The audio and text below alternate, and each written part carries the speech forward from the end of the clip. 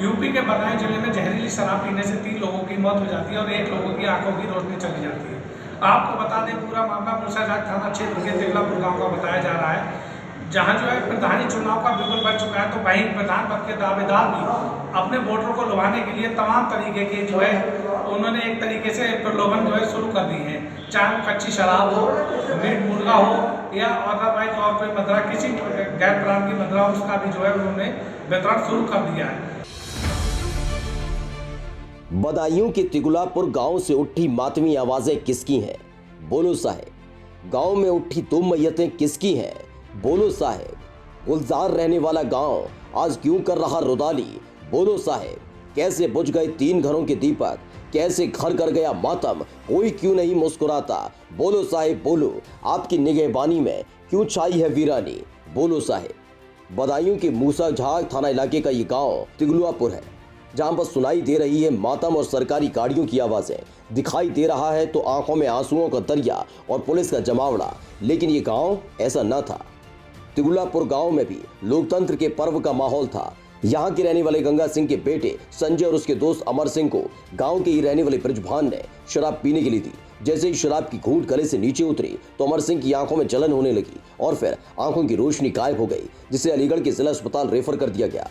तो वही संजय और गांव के ही रहने वाले प्रेमदास के लिए शराब मौत का फरमान बनकर आई, जब दोनों की सांसें थम गई। संजय और अमर सिंह, इन 2 को लिए पौआ दिए थे इनके सत्यवान के भाई बृजभान ने। तो हमारे लड़के ने उसी दिन पी लिया था, इसने एक दिन बाद की पिया। तो हमारे लड़के को एक दिन पहले इसका नशा हो गया, उसको बाद के उसकी आंखों में रोशनी पहले गई, ये बाद की गई, तो वो तो ठीक हो गया, ये ख़त्म हो गया। ये सत्यवान जो हैं कश्यप, उनका भाई है बृजभान।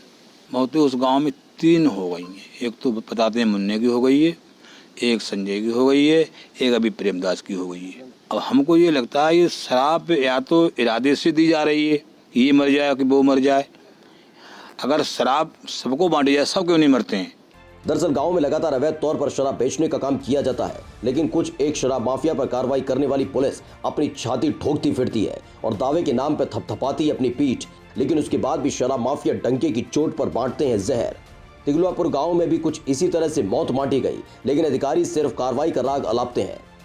मूसाजाट थाना क्षेत्र में तिगुलापुर ग्राम की घटना है, जिसमें एक व्यक्ति की संदिग्ध कारणों से मृत्यु हुई है, एक व्यक्ति घायल है। इस संबंध में आरोप अपमिश्रित शराब देने का लगाया गया है। जो 3 आरोपी हैं उन्हें पुलिस ने गिरफ्तार कर लिया है। संबंधित आईपीसी की सेक्शंस में मुकदमा भी पंजीकृत हो गया है। पुलिस इन्वेस्टिगेशन कर रही है और जो भी तथ्य आएंगे उनके आधार पर आगे कार्रवाई की जाएगी। शराब पीने के बाद एक के बाद एक मौत की खबर सुनते ही पुलिस प्रशासन में हड़कंप मच गया। आनन फानन में रस अदायगी के लिए भारी तादाद में पुलिस प्रशासन गांव पहुंचा। फिर से एक बार शराब माफिया पर कार्रवाई का राग अलाप रहा है। ये संज्ञान में आया है कि तथाकथित जो है शराब की वजह से 2 लोगों की मौत हुई है और एक व्यक्ति जो जिसका उपचार कर रहा है उसको हमने अलीगढ़ मेडिकल कॉलेज रेफ़र किया है। उसकी आँख की रोशनी चली गई है, तो इसका हम लोग जांच करवा रहे हैं और जो भी इसमें आरोपी पाए जाएंगे, 3 लोगों की गिरफ्तारी अभी तक हो चुकी है जिनके खिलाफ आरोप लगाए गए हैं और जो भी अधिकारी कर्मचारी जो भी इसमें शामिल होंगे सबके खिलाफ जो है कड़ी कार्रवाई की जाए। 3 लोगों के खिलाफ बताया गया है कि जिन्होंने तथाकथित रूप से शराब बांटी है, तो उन तीनों की गिरफ्तारी कर ली गई है और पूछताछ जारी है। 2 प्रत्याशी बता रहे हैं, एक पूर्व प्रधान बता रहे हैं, 2 प्रत्याशी बताया जा रहा है।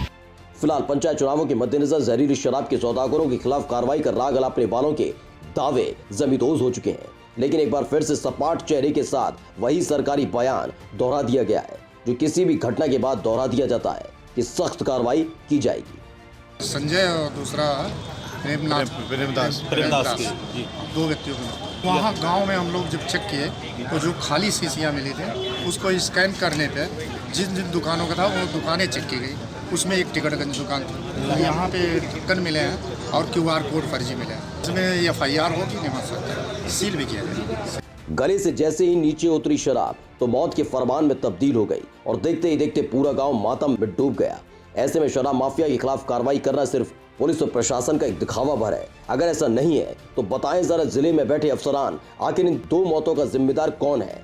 कैसे पुलिस की सक्रियता के चलते भी 2 लोगों तक जहरीला घूंट पहुंचा, कैसे शराब माफिया ने फिर से दी मौत को दावत, बताओ कैसे। कर्म क्षेत्र टीवी के लिए बदायूं से संदीप गुप्ता की रिपोर्ट।